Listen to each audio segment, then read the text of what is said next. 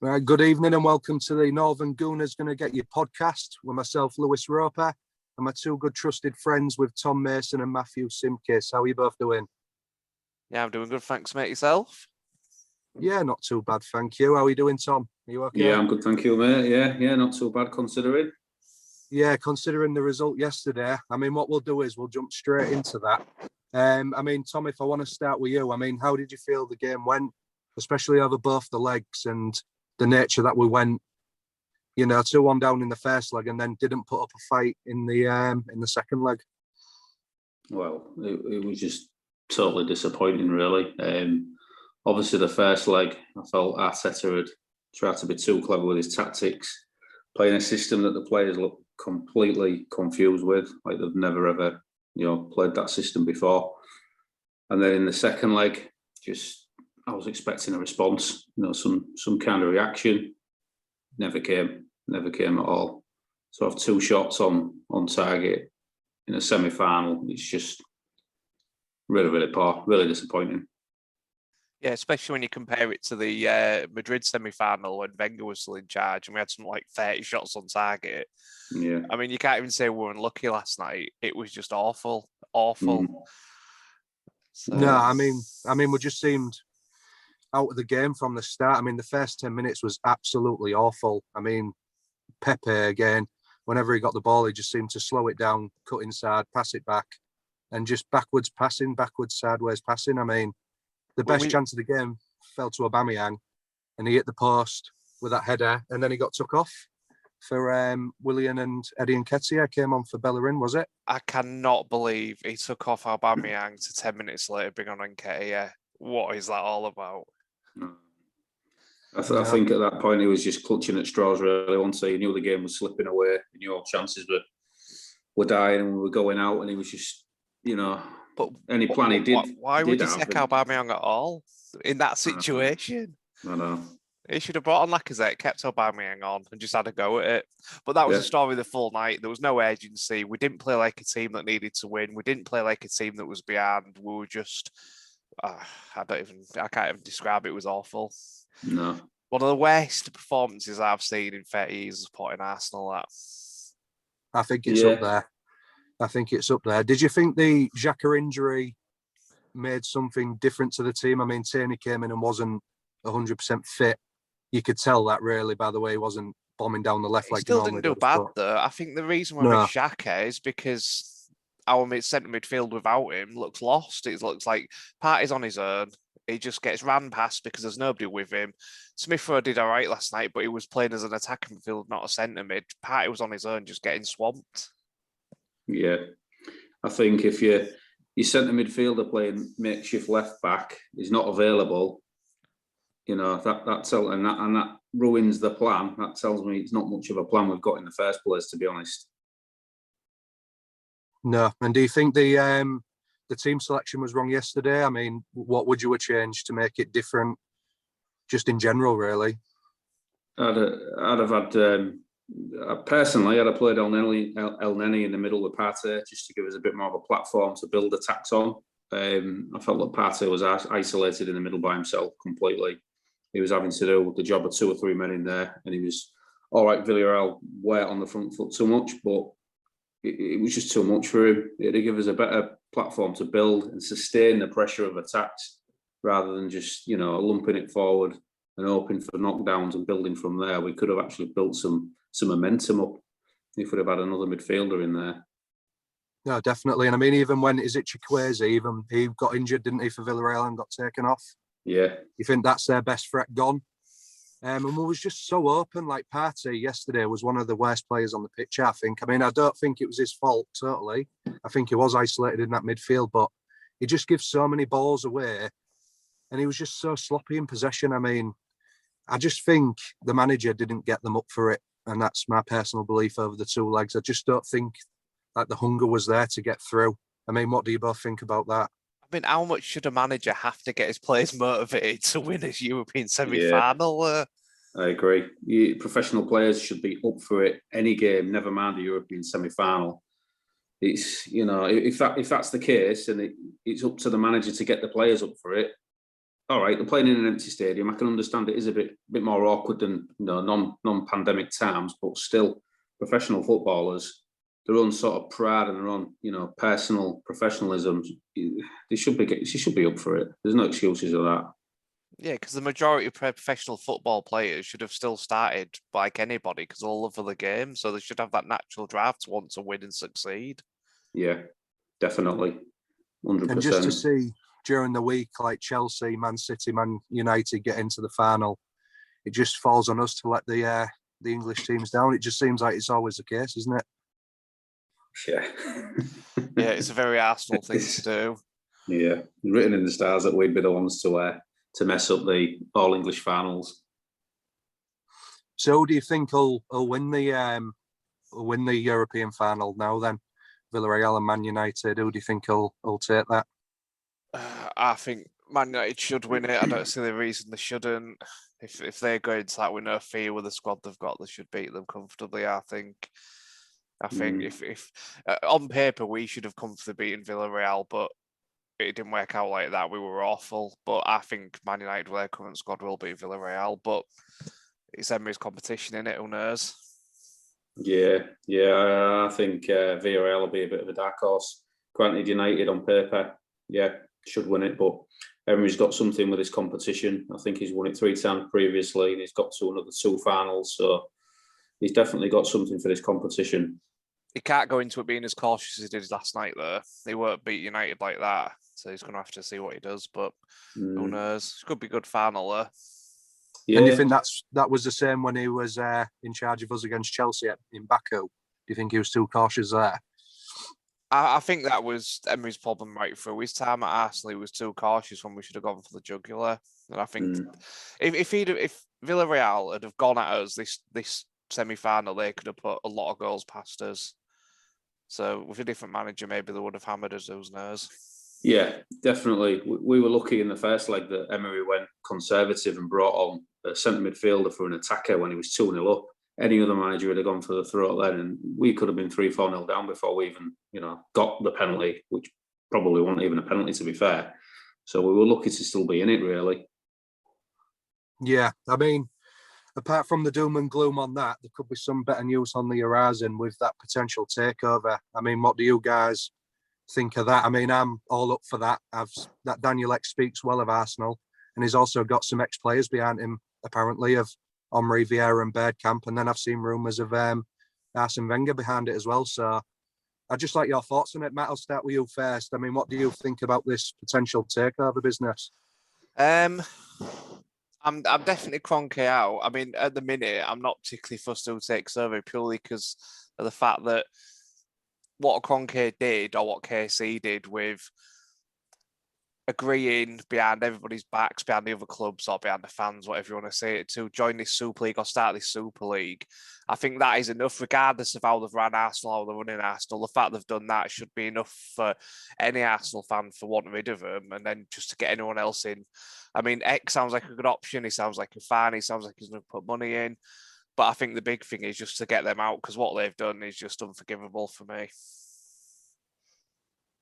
Yeah. Tom, what do you think in regards to this then?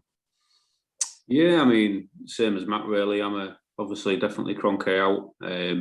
He's had no sort of involvement with the fan base. He just seems like a distant owner. He's not interested in the club. He's not interested in the history, the values or anything like that. Daniel Ek, he looks like a good businessman. He speaks like a fan. Obviously, he's only just come onto the scene, so we don't know a lot about him in terms of how much he has got the club at heart. But as long as it's done in the right way and it's not leveraged against the club, he's not using us as a borrowing mechanism for other businesses, a bit like the Glazers at United, then yeah, I'm all up for it, really. Yeah, I mean, I've seen a piece on Sky Sports today where he said, even though we've gone out of the Europa League, he's still highly interested about putting this bid in. And it is imminent, about £1.8 billion. Do you think the Kroenkes might look at this now that we have gone out of the Europa League and thinking, do you know what, we could get most of our money back here? Or do you think they'll, ask for maybe £500 million to £1 billion more? What do you guys think on that? It'll be interesting to see what they do, because I think the Kroenkes have only got 2 options now.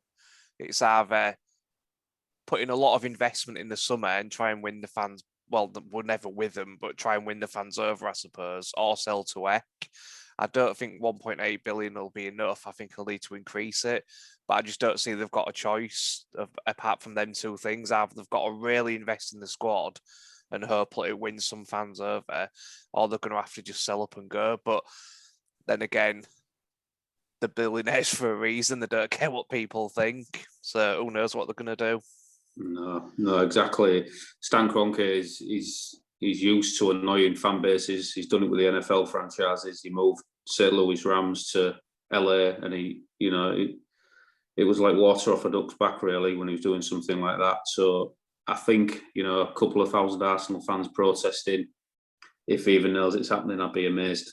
The billionaires for a reason, like you say. So I think it is going to take something significant to get him to sell the club. Maybe closer to 2.5-3 billion, maybe even.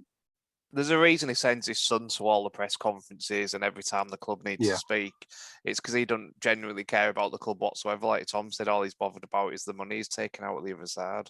Well, that was my next question. I mean, we've just seen today that the one of the Glazers has apologised. The Liverpool chairman apologised. We haven't really heard anything from Stan. Josh went to the fans forum meeting. I mean, do you really just think he just doesn't care? Do you think he'll actually put money into the squad in the summer if he stays? I mean, how do you think he'll go forward? I think they may put some money into the club, but purely because with us not being in a European competition, it affects what they can take out. So I think they'll want to get us back into a position where we're back in Europe, but I don't think they've got any aspirations beyond that. I think it'll be that'll be it. It'll be buy him a couple of players.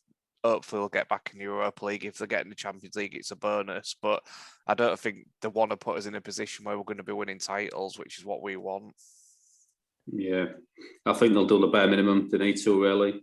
I think they'll focus on selling some of the players that are, fringe players around the squad, generate some funds that way, maybe top it up with 20, 30 million of their own. Well, I say their own money. I don't think they put any of their own money in, but I can't see them investing 150 to 200 million pounds, to be honest with you. Especially, they're going to have to foot the shortfall because of the pandemic and potential fines from UEFA because of the Europa Super League involvement. I'd be amazed to see them put any significant funds in, really. Yeah, I mean, the only positive we've got as well is we have got some exciting youngsters. I mean, you look at Martinelli, Saka, Smith Rowe, and even Joe Willock. I mean, we're recording tonight and he's just scored again for Newcastle. I mean, do you think some of these people that are out on loan, like your Ainsley Maitland-Niles, Joe Willock, Guendouzi, should maybe come back in the team next year? Because I feel like with them, previous year, we did a lot better than this year. I'd like to know your thoughts on that one. It's hard because if somebody comes in with a 20 million bid for Joe Willock, I mean, it's hard to turn down, isn't it? As much as I like Willock as a player, I don't think he's the type of player that's going to take us to league title challenges or anything like that. Maitland-Niles, I think, did very well last season, has done well in parts, but nobody really knows where his best position is. I don't even know if he knows what his best position is. It's tough. I mean, there's players on our books we definitely need to get rid of. Personally, I think Nketiah needs to go. Ceballos, his loan can end for me. I don't care for him. I think there's plenty of players we need to get rid of. And there's loads, but again, there's so many positions we need to strengthen. One left back in the full team is ridiculous. For a team that's supposed to be one of the big six, to have one left back in the full first team is just a joke. But who would you put that down to? Whose fault's that? Is it Arteta's? Is it Edu's? Is it just real bad luck? But that's not an excuse when you're running a massive football club, is it? No. I mean, it comes from the top, doesn't it, really? I think the organisation as a whole, Edu, obviously technical director, he should be leading the way with, the blueprint for the future and what he sees us, as a football club and where we're going. And from a technical point of view anyway, that should lead on through the manager. So it'll be interesting to see what they do in the summer. I think the young players are great. I think obviously they're born and bred Arsenal players, like Smith Rowe and Saka. Martinelli's come in and he just looks like he just loves to be on the pitch. gives 100% all the time. Willock, yeah, I like Willock. I think he has something. I think I'd rather give him Ceballos' minutes, to be honest, this year. Yeah. And myself, I think I like Nelson, probably leave in the summer along with Nketiah, like you say, generate some funds.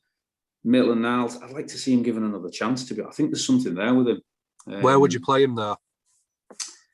I'd probably play him centre mid. I think there's a few games for when he was in the sort of under 23s and a couple of starts under Wenger. He played centre midfield and he played really, really well. He's got good technical ability. He's got an engine. He can get up and down the pitch. He can put his foot in as well. He's got better feet than people give him credit for. He does some really clever stuff sometimes. Players like that, they'll die for the club. And these players we're getting on loan. All right, yeah, you think great. He's from Real Madrid, like Ceballos, but he doesn't care. His heart's not in Arsenal. Even Odegaard last night didn't look interested at times. No. I would maybe put that down to match fitness. So he is a good talent when he's on it. We've seen glimpses of that. Yeah, but you talk about match fitness. Look at Tini last night. He was nowhere near fully fit, but he still ran his ass off for 90 minutes. Yeah. There's just different sorts of players, isn't it? Some players want to work for the team and some don't. And this is another thing going back to Arteta's substitutions or first team starts for some reason. He signed Balogun to a new deal. He's not signing Nketiah. Yeah, he keeps giving Nketiah minutes and not Balogun. I just think that's ridiculous. Yeah. I agree. And there's just one more thing that baffles me with Arteta, and that's the right back position. He signed Cedric on a 4-year deal. He can cover left back as well. I mean, he's had a couple of shaky games at left back, but he still keeps picking Bellerin and making him captain on occasions. And he's meant to be leaving in the summer. And he's not the player that he used to be. And this is what's baffling me at right back. No, I think with Arteta as well, like you say, the inconsistency in his selection, it's damaging for the players. Yeah. Players need to get a run of games to get a bit of consistency and a bit of confidence. And chopping and changing, you can't name the Arsenal back four week in, week out. You used to be able to, but now you can't. Other than the goalkeeper, maybe, and Tierney when he's fit. But other than that, the other three, it's just constant chop and change. And do you think whether Arteta doesn't know himself, which is the best combination? I think he should do by now, 18 months in. But yeah, it just needs, well, if he gets the chance to learn, that is, learn to just stick with a consistent back four, and I think that'll solve a lot of problems. Do you think this is a bit where his lack of experience comes into it, though? Maybe a bit of sentimentality, because he keeps picking players that I can't understand why he picks them, like your Willians, for example. And is it because like naivety or sentimentality, and because he's just new to management, he's not used to being a number one? Is it that? I don't know, because why else would he keep picking players that are underperforming constantly? Yeah, it's Willian. He's got to pick Willian. He's given him a 3-year contract, £200,000 a week. He's got to pick him. Really, there's no way getting out of that. He's got to live and die by that. So that's the only reason he's playing him is to prove to the board that he didn't make a mistake, even though he clearly has. As for being, maybe a bit out of his depth, he should have surrounded himself with some better, assistant coaches rather than the assistant coaches are. Yeah, I mean, you've got Albert Stevenberg and obviously Steve Rowley, but personally, I wouldn't want yes men alongside me. I'd want somebody who's going to give me a little bit of direction if I'm going wrong, rather than just agreeing with everything, which I think those two possibly are. They could be pulling him up on a few things. They've got double his experience. They've been in the game a lot longer. So whether they do that, I don't know. But if they are doing that and they're still making the same mistakes, and that's another worrying sign. I think this has been a bit of a problem for Arsenal for a long time, though, because I can't remember the last time I saw number 2 animated on the bench. Yeah. Like, it's not there. It's like you just don't feel the manager's got any challenge, and he just gets to do what he wants, whether it's right or wrong. I mean, late Wenger years, he'd have Steve Ball sat next to him, but he'd never make a sound. No, that's true. Even when we made defensive mistake after defensive mistake, one of our best historical defenders just sat there and let it happen. Yeah, like I say, it comes from the top, though. It comes from, the Cronkies and then Vinay, what is he, 40-year-old CEO? Again, don't know a lot about him. Don't know if he's got the football club ingrained in him. I'm not sure. Edu obviously was an invincible, and he had a few good years at Arsenal. But is he experienced enough for the position that we are in as a club? I don't know. Maybe we need a bit more experience at the top end of the club. No, I think we need a big overhaul. I mean, that brings me on to my next question in regards to Arteta. Where do you think this leaves him going into 4 games left of the season? I mean, we're going to touch on previewing West Brom on for this weekend, but where does this leave him now? I mean, what do you think needs to happen? What do you think he can do to prove himself? Does he even get the chance to prove himself? It's a tough one with Arteta because I think at some point in the future, he's definitely going to be a very good manager. I just think we need to make a choice whether we ride out his learning curve until he becomes that. Or like Tom said earlier, I was talking to Tom earlier and he said there's a very good chance that Arteta is going to leave Arsenal now and then go and win big trophies with another side because he's had that experience to learn. So we either go for short term or we stick with Arteta, have a hard time and maybe see some fruit at the end, but it's a big maybe. I don't know. It's tough because I like Arteta. I've always stuck up for him, but after the last few games, I've really started to struggle to justify his being our manager. Yeah, definitely. I'm a big Arteta fan. I like him. I liked him as a player. I like him as a person. He comes across as the type of guy that's got the right values for football and just life in general, really. But some of the mistakes recently in terms of like team selection and at the end of the day, we hired an inexperienced coach. So if we're doing that, we have to sort of put up with some of the, his failings, really. Getting rid of him now, I don't know what that'll really achieve. Who else is out there that we could bring in at the minute and solve our current, problems? I think that's the big thing. I think fair enough you get rid of him, but I don't think there's a manager that we could get at the moment that would necessarily improve where we are. No. I don't know. I'd take Antonio Conte, take him out of his contract at Inter. No, in all seriousness, he wouldn't come to us, would he? But I think that it's tough now, isn't it? But again, Conte's got a history of doing well for short term and then not being able to continue it. So again, that'd just be a short term fix, and we're back to this position in a year or two anyway. Yeah.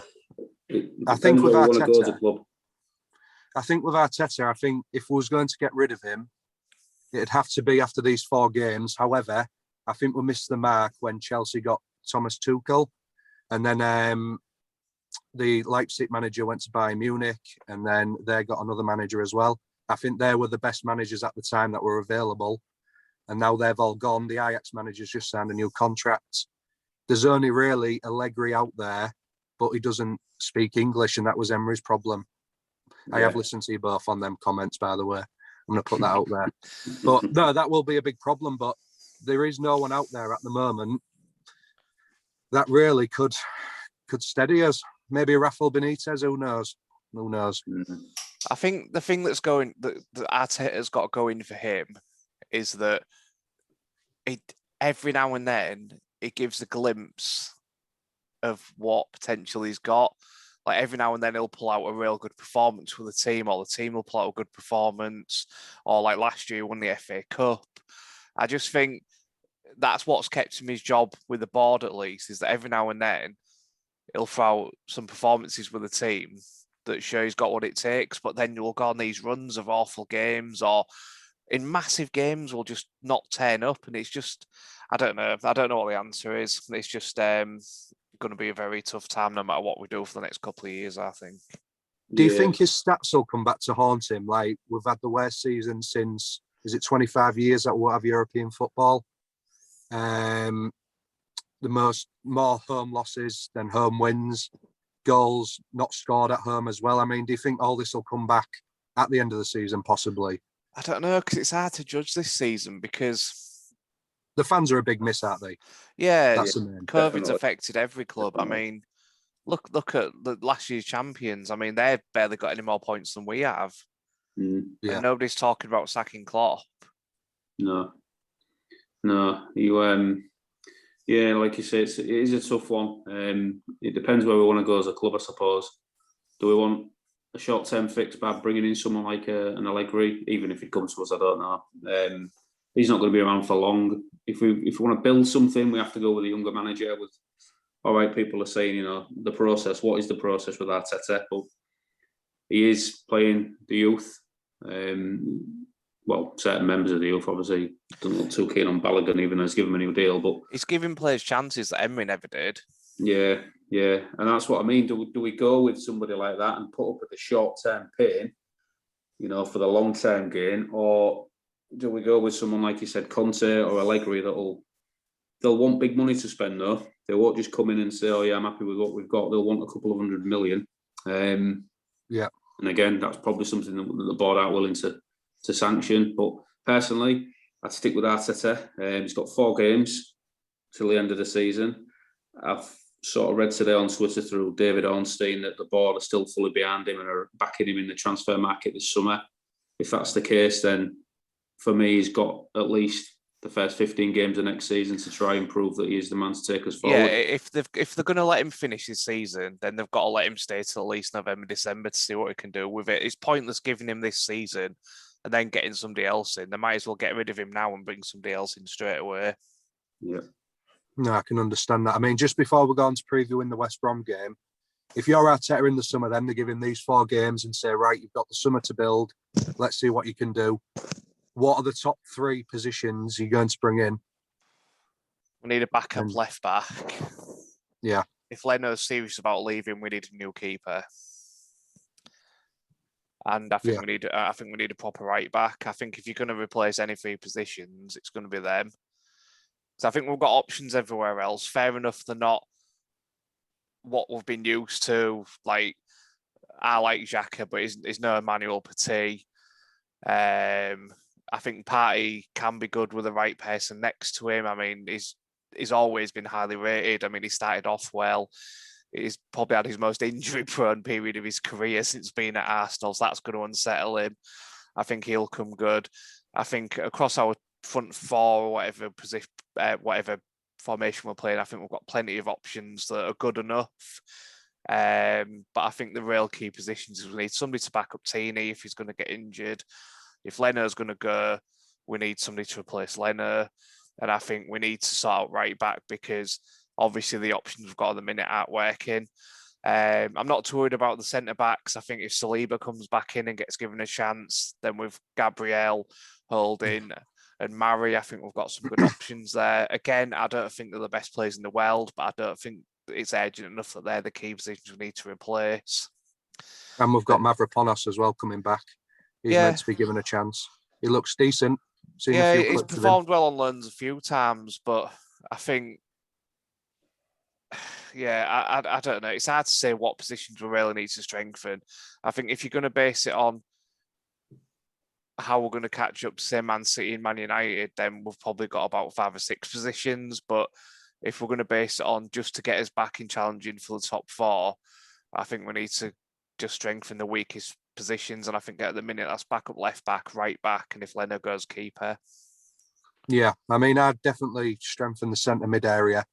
I think El Neni, Xhaka, and Willock, if he comes back, I don't think they're good enough. Well, that all depends on what we're going to do with Torreira and Guendouzi. Because if he says we're going to give them another chance, I don't think we need to. But if they all go and we're only left with Xhaka and Partey, then yeah, I think that does need strengthening. But from what we've actually got on our books at the minute, and where we're really struggling at the minute, I still think them are the positions we need. Yeah. And you could even argue we need a keeper anyway, because Leno blows hot and cold, and I've been a big backer of Leno, but recently he's just looked disinterested. We're finally hearing Matt say that now, Tom. How do you feel about that? Yeah, but I'll always go back to the point. I think a lot of that is because of how he was treated when he got injured and when Emmy came in and then when he came back, which none of that was his fault. Yeah. I mean, Leno, to be fair, pre his injury that he picked up against Brighton last season, was, a great keeper, probably in the top 2 or 3 in the league, easily.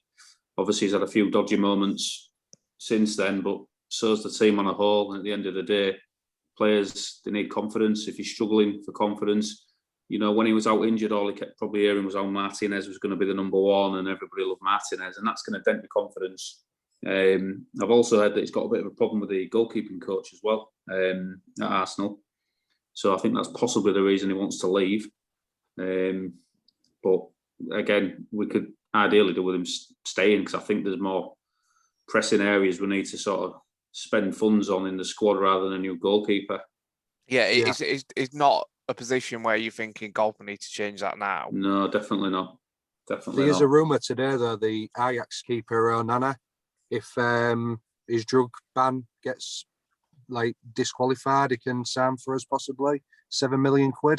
I'd take him if it was available. Yeah, but is he going to be any better in English football than Leno or Matt Ryan? Matt Ryan's I've not seen a lot of him. I've not seen a lot of him, to be honest.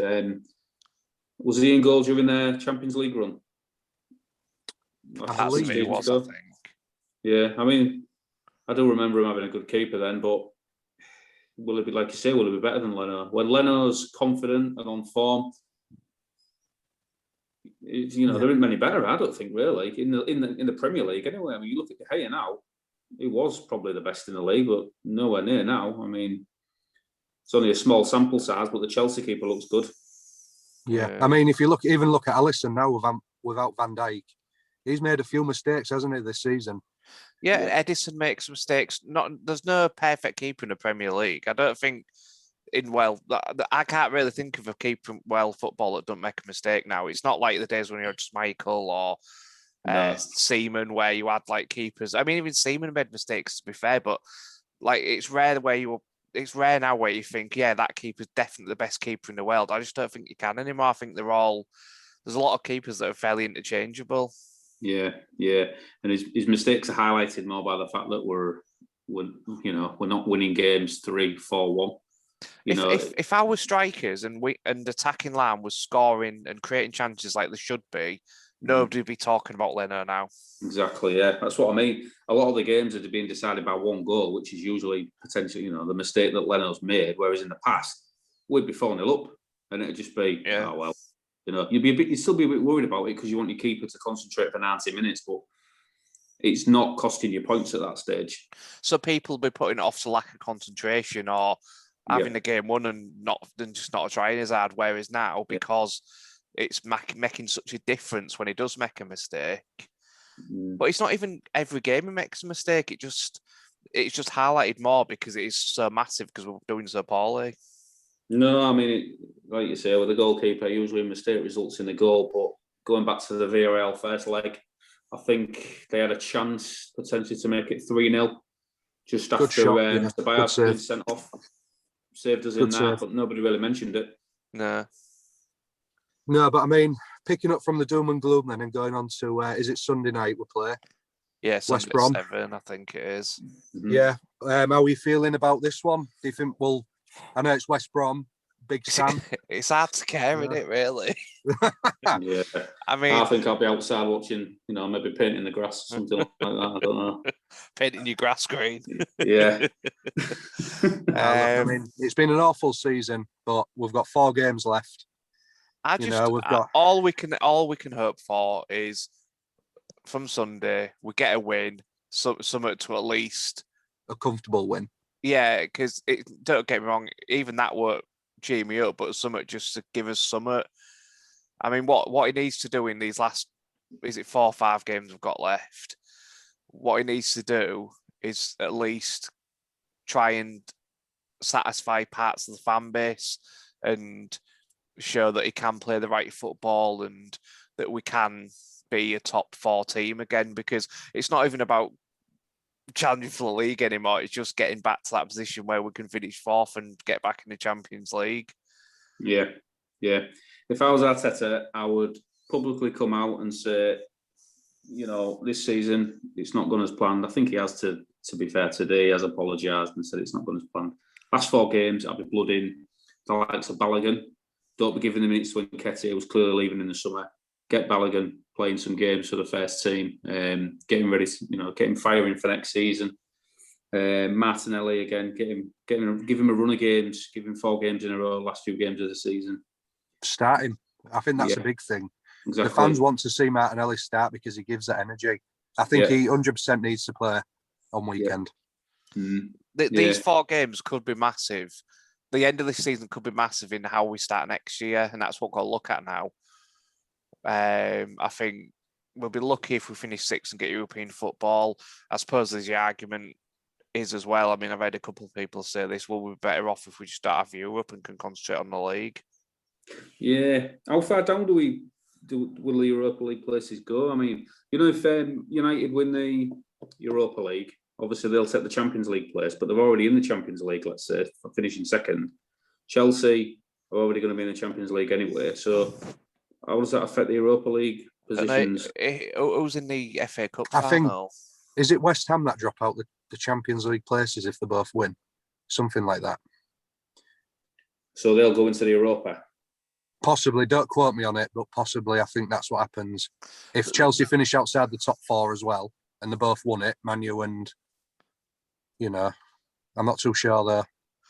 Historically, though, didn't they, like when Liverpool won it and they didn't finish in the top 4, didn't the 5 teams get it? Is that not right? Yeah. Yeah, because Chelsea could win the FA Cup as well. Yeah.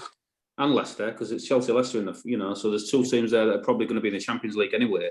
So that could knock Europa down to 7th, potentially. Yeah, that's what I was thinking. So is the seat, potentially we could still nick 7th.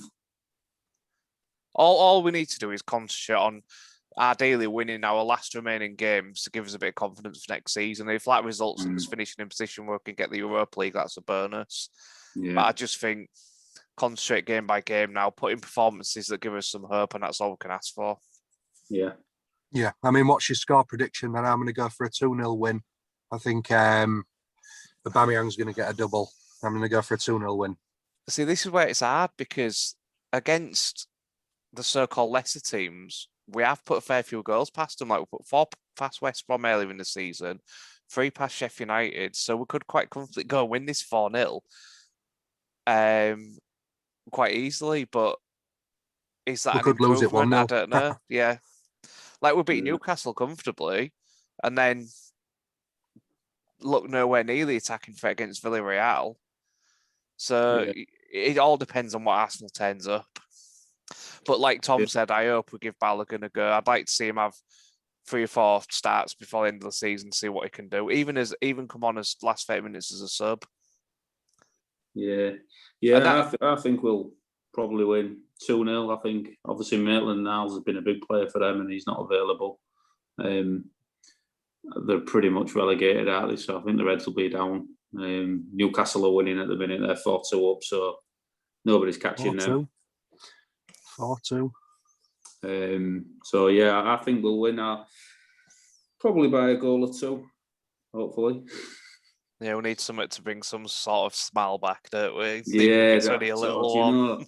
Especially on a Sunday. Recently, I've been going to work on a Monday, and it's just been like, oh God, I need something to smile about.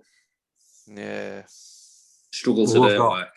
We've got 4 games in quick succession, so these podcasts will be interesting, won't they? Yeah. Let's just hope we have a positive end to the season, so it's not always this negative, but it's very hard to be positive at the minute. Yeah. We'll be definitely. back, though. We'll be back. Definitely. We're Arsenal, aren't we? Yeah. We're all Arsenal. We'll like a bad smell will linger about. We'll leave it there then tonight, lads. I appreciate you coming on. We'll do this again after the West Brom game, talk some more points and see what's happening. But I just want to thank everyone that's listening. Please click subscribe and like, share it with your friends. This is just a start for us. We're looking to get big. So, yeah, thank you again, and we'll see you soon.